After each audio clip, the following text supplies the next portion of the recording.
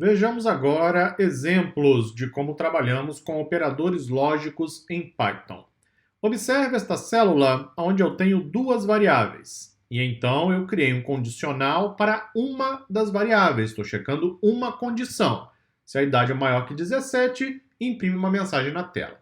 E quando eu quiser validar mais de uma regra, mais de uma condição, é onde eu utilizo exatamente o operador lógico, ok? Que serve para você concatenar as condições, por exemplo, na estrutura condicional.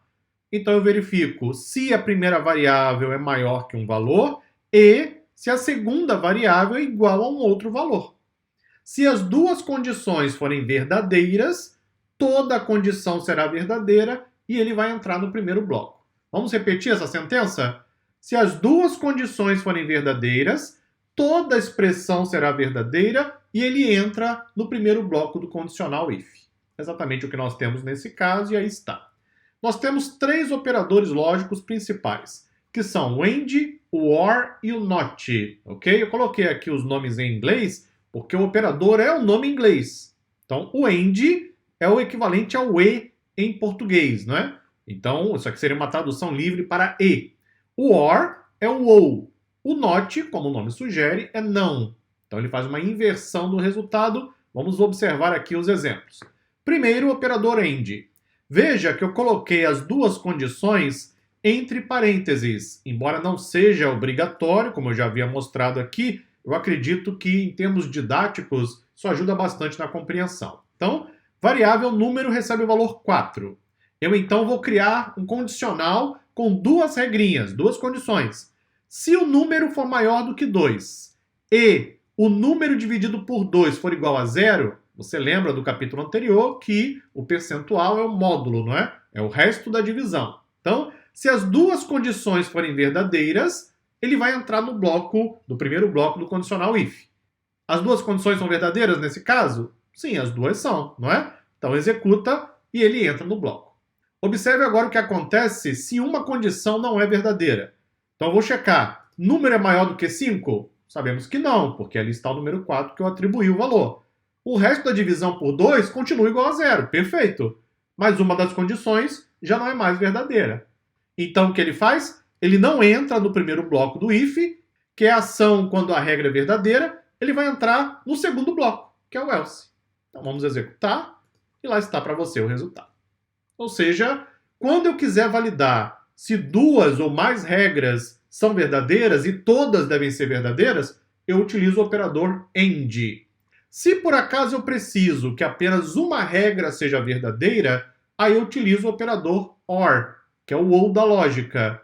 Nesse caso, para que toda expressão seja verdadeira, basta que uma condição seja verdadeira, diferentemente do AND.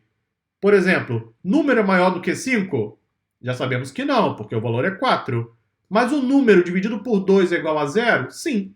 Uma condição é verdadeira, o que ele vai fazer? Vai entrar no bloco if. Percebeu a diferença? Quando usar um ou outro? Depende puramente da lógica que você quiser escrever. Você tem 2, 3, 4, 5 regras para validar. Todas as regras têm que ser verdadeiras? Aí você utiliza o AND. Se basta que uma regra seja verdadeira, você utiliza o OR. Também tem o operador NOT, que serve para inverter uma regra, o resultado de uma regra. Então, por exemplo, número é maior do que 5? Já sabemos que não. Só que eu quero o contrário do resultado. Qual seria o resultado para número maior do que 5? Seria false, não é isso?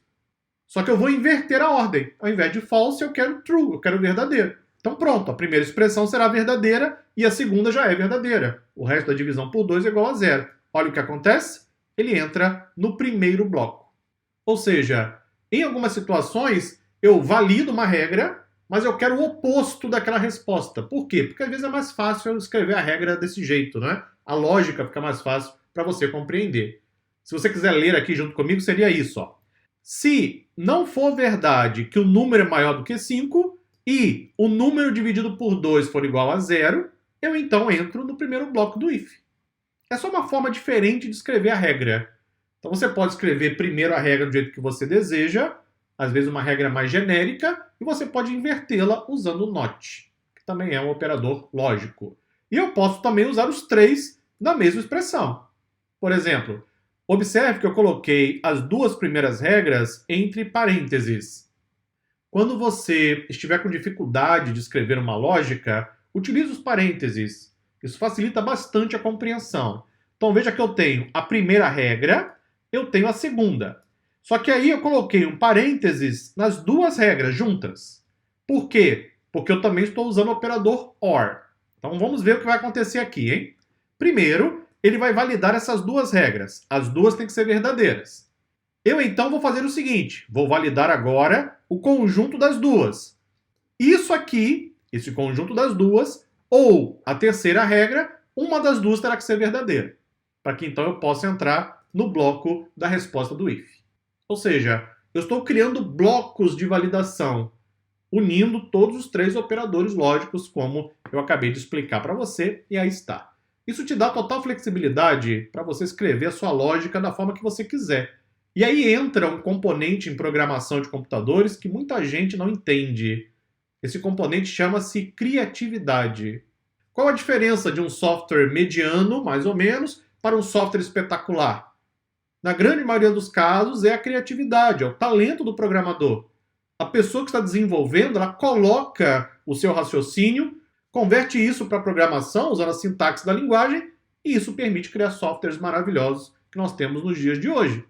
Ou seja, a criatividade é um componente em programação. Muita gente não para pensar sobre isso, né? Acha que programação é só você escrever código com a sintaxe da linguagem. Não. Veja que eu posso combinar as expressões de várias formas diferentes. Aí entra exatamente a criatividade do desenvolvedor, do programador, do analista, para poder converter o que ele tem na cabeça, a lógica, e colocar isso em um programa de computador. E qual é a melhor forma de desenvolver essa habilidade? É praticando tanto quanto possível. Tenho mais alguns exemplos aqui para trazer para você, e aí eu mostro no próximo vídeo. Até lá!